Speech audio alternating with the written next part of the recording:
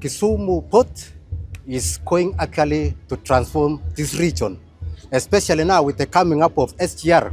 We are going to have intermodal transport system which will be well set and everybody will benefit. Even the farmers, we need to encourage them to consider and doing more trade and even those aquaculture and so that they take advantage of Kisumu port.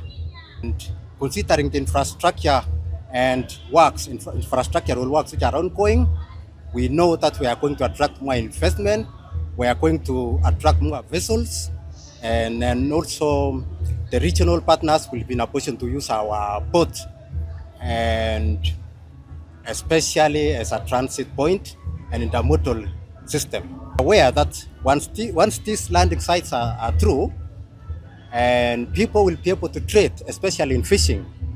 And also there is what we call value addition facilities will be done, maybe such as cold storage, and you know, we are going to put more handling equipment so that it is going to increase the revenue.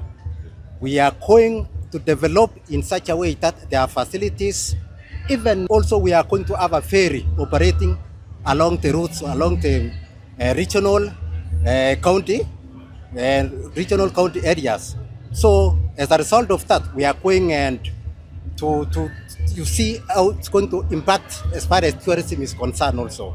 We are going to have increased local tourism, and also the cost of transport using even these ferries, we know it's going to be lower than the normal road transport. And people will be in a position they will really benefit from it.